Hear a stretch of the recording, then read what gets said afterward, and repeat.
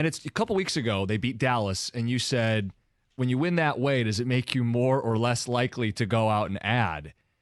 TJ, I know they put up 52 points and won convincingly. I feel like they have to add because I see all the hallmarks of a championship team. I don't want them to waste this season by leaving something on the table. Yeah, because and I think there's a gap right now between you and everybody else in the NFC. Yes. At least right now, right?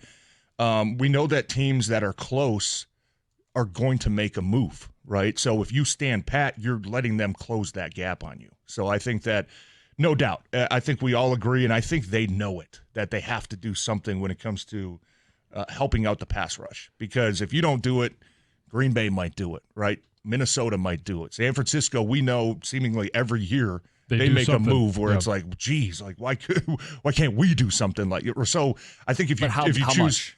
Because we know Holmes loves his picks and he's a great drafter, but are you getting to the point where you go, we are a Super Bowl team. I'll burn a first if I have to. I'll burn a second if I have to. I'd be surprised just because that's – and I was going to say this isn't their MO to do that, but at the same time, they've never been in this position, right? So it's also who would be available because I don't believe – and we've heard – I know you didn't send the text, so it's all on you. That Miles. Yeah, we've never heard an owner lie before. Yeah, okay.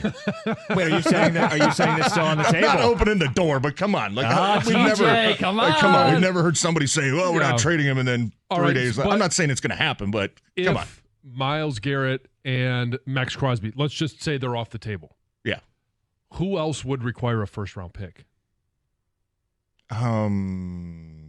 I mean, I know I put you on the spot, but Trey Hendrickson, would you spend so. it first? Yeah, no, because he's a veteran player on a short-term deal. I don't think that would require a first-round pick. It's this year and next. He's a producer, and he fits this defense like a glove. I'm not saying I want to give up a first. My point is if it's what's going to separate you from winning a Super Bowl or not. Yeah, you know what? I mean, I'm with you, and I think that you will have to pay a little bit more than maybe the asking price because let's just be honest, if you're asking for a second-round pick. Is your second-round pick as enticing as basically a third? Right, exactly. Yeah. It's at the bottom. So you're going to have to throw something else in. It was the same thing last year. I mean, I don't know what happened. I don't know if they tried to get a Montez Sweat or a Chase Young. But you look at Montez Sweat, who got traded, I think, for a second-round pick to the Bears.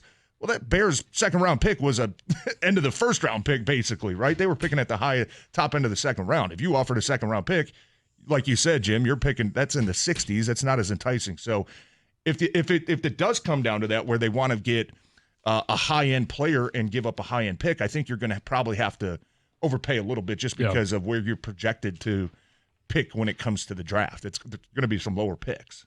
We'll take phone calls, 248-539-9797. Before the hour ends, we'll get TJ's thoughts on little brother making its way back into the lexicon. Little Michigan State before 10 o'clock. Kevin and Warren, you're on 97.1. Hey, good morning, guys. How are you? Good. I think I have to be in the great majority of people. If you put a polling question up on this to our Metro Detroit community, it's going to be overwhelming. Make the move. Find the player to plug in. This is not Lions gone by from years ago when we needed depth and talent. Where this is, in recent history, the Los Angeles Rams and Matty Stafford.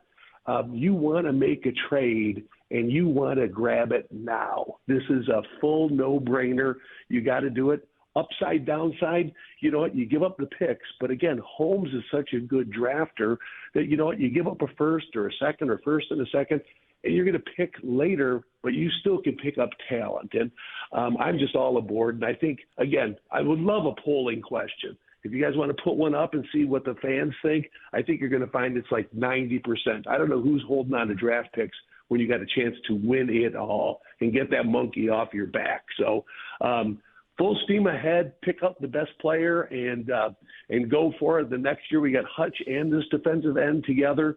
And we're starting to build the kind of a dynasty that you could see in the Patriots world. So thanks for the time. You guys do a great show. I love you. And go Lions. Yeah, Kevin, when people say they want to hang on to the picks, it's because they want to build like a multi-time Super Bowl champion. You got to win one before you can win two. And you've got a group that's going to be together for the next couple seasons as is. I'd love to add a ready-made piece to chase down that Super Bowl. Yeah, and I mean, you're paying guys a lot of money, though, right? Like, there's going to come a time where you need those picks. because you might have to start letting some guys go because you can't afford them. But do you want to have that conversation after you've missed out on a couple Super Bowls as opposed to you secured one and then it's about adjusting and figuring it out? That's the question everybody asks. Do we want to do what the Rams did and give up every pick and go do whatever it takes to win one Super Bowl and then be bad for years after that? Like, I don't know if I'm willing to give that up. I'd rather have a chance every single year to go out there and be a dynasty, right? Not be a team that, it's cute once every 15, 20. I want a team that's got a chance to compete. And I do believe that is a better path to winning a Super Bowl and winning consistent, right? As opposed to giving up the entire future to go try to do whatever it takes to win one, because even then you're still not guaranteed you're going to get one. It's a balancing act, to be fair. You're not guaranteed anything, but the idea that I'm going to just slow play this for 3 or 4 or 5 years and then now my offensive line is gone and now I'm replacing them and I go, damn it, I could have really gone for it. And that doesn't mean you give up every first from now until the end of time, but your first this year to me is expendable. I would agree with that. Yeah. But there's also people that are, give up any pick, but I don't care about picks. Yeah, right? yeah. 3 first, let's go 3 down the road. And I tell you what, if you want to give up the next 2 drafts completely, let's just take the day off. Vacation weekend. Yeah, Brad doesn't go to the draft. He just exactly takes the kids to Disney. Yeah, and you talk about the first-round pick, and I asked you if you had a first-round pick tomorrow, if the draft was tomorrow, what position would you need? John, you said defensive end, right? Yeah. So if you're going to trade it out, I would have no problem with that. Yeah, because you're getting what you would pick. Exactly. And I trust Brad Holmes picking in the middle rounds to go be able to find guys. Mm-hmm. We got open lines. Your reaction to that Lions win, an absurd football game where they had 52 points on 61 passing yards. 250 yards in returns. The Lions laid it on the Tennessee Titans. It's 97-1.